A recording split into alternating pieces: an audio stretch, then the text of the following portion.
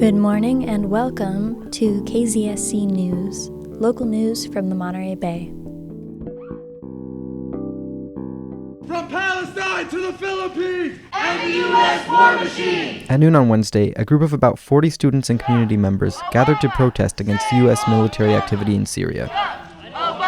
The demonstrators gathered in UC Santa Cruz's Quarry Plaza and marched through several of the campus's residential colleges before ending the event at McHenry Library. I spoke with Jay Semana, a member of the UCSC March Collective, which helped organize the event. We're seeing a repeat of actions that caused us to get into the Iraq War, caused us to kill a lot of Iraqis. It's difficult times to just see it repeat and not see the U.S. government learn from its mistakes. An at-large voting system is one where multiple districts all vote for the same set of candidates, who then represent them based upon which candidates receive the most votes. The system dilutes minority votes when compared with a single-member district voting system, where individual districts elect their representative independent of other districts.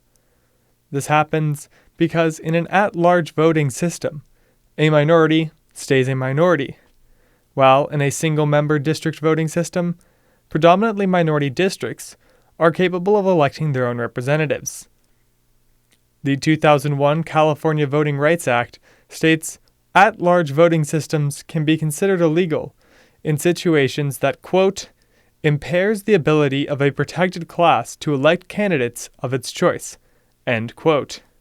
Santa Clara's 7-person city council is all white at the moment and has only had one non-white member in recent history, despite the fact that the town is only 36% white. There has yet to be a single Asian American city council member, despite that in 2010, 38% of the city was Asian American. Wesley Mukoyama has lived in Santa Clara for over 40 years, and he has brought a lawsuit against the city, which claims its at-large voting is in violation of the California Voting Rights Act. Mukoyama told Mercury News, quote, when more than 40% are speaking a language other than English at home, I wonder if our interests are being represented, end quote. Watsonville adopted single-member districts after a litigation in 1989 and saw a significant increase in Latino city council members. Currently, the Santa Cruz City Council is elected through an at-large system, along with 88% of all other Californian cities.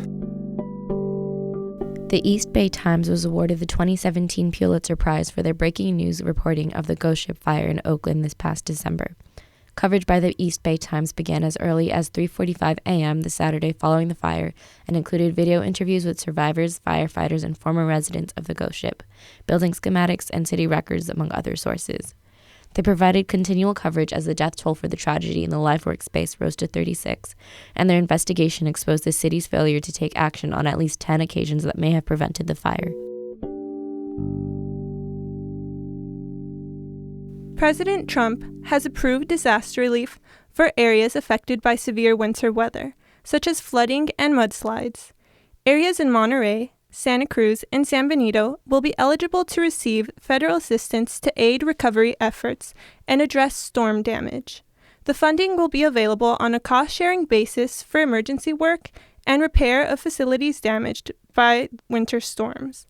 Staff from the City of Salinas are currently working to collect costs of emergency response, preventative actions, and restoration estimates. It's too early to tell if the state and federal resources will be made available to private property owners, though there is a disaster resource directory on the County of Monterey's website with information on organizations and agencies offering assistance to disaster victims. Again, this can be found on the County of Monterey website, which is co.monterey.ca.us.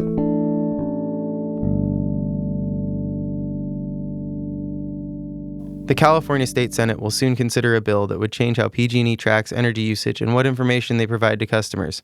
SB 711, authored by San Mateo State Senator Jerry Hill, is aimed at preventing Californians' usage from vaulting their bills to levels where natural gas prices, for example, jump 40% from just Tier 1 to Tier 2.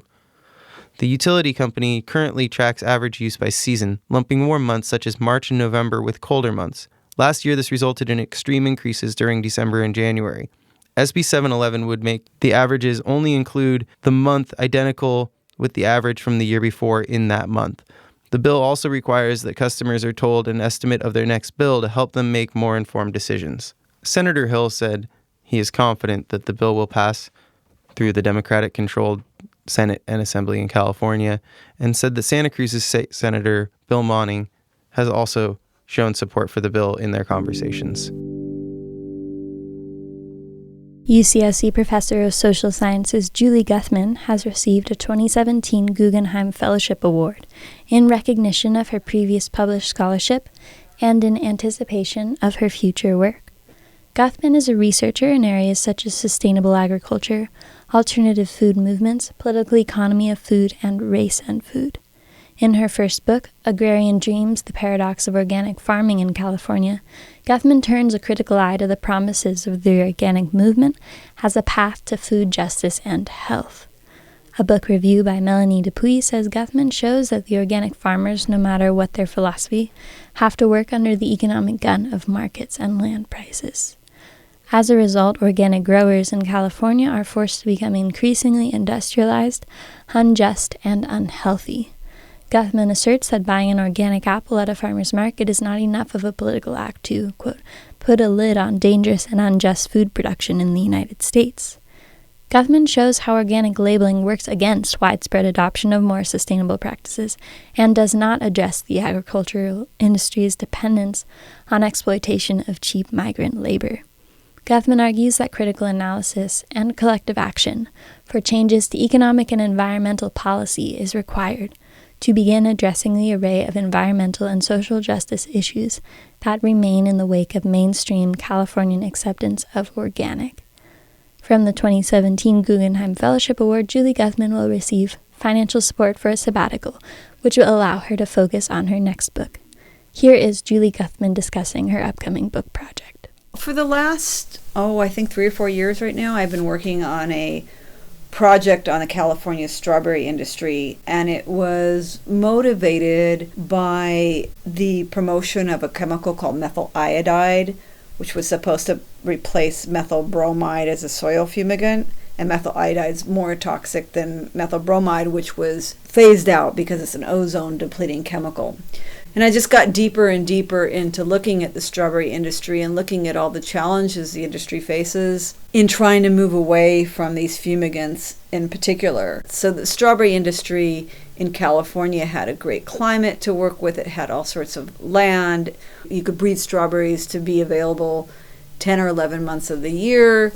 It had a easily conscriptable labor force because of unfortunate border policy. It had a very lax chemical regulation, and it managed to deal with the soil pathogens that can often haunt the strawberry industry through the use of fumigation. But over the last few years, all that's kind of turned on its head, and the strawberry industry is facing many challenges, including labor shortages, which are going to get worse in the Trump era, and much tighter restrictions on soil fumigants, and new pathogens emerging, and very high land values and tight land markets. So a lot of the strategies the strawberry industry used to manage the first soil pathogen that really daunted the industry have now become very difficult. So I'm going to be looking at, writing a bigger kind of almost an environmental history of the industry and how it's so challenged today, and really kind of making the case that it's not so easy to eliminate toxic chemicals as much as I think that's really, really important. And so look at some of the challenges that don't get noticed for needing to move beyond chemical agriculture. On Friday, April 7th, a 10-foot male white shark was stranded and struggling in shallow waters at Pleasure Point, unable to re-enter deeper waters due to high waves. Observers were told not to get too close to the shark, but many already had. A crowd of about 50 gathered to watch the thrashing shark. California Department of Fish and Wildlife staff recovered its dead body near Capitola Wharf on Saturday. They investigated the shark's situation and eventual death, but have not explained why the shark roamed into shallow water.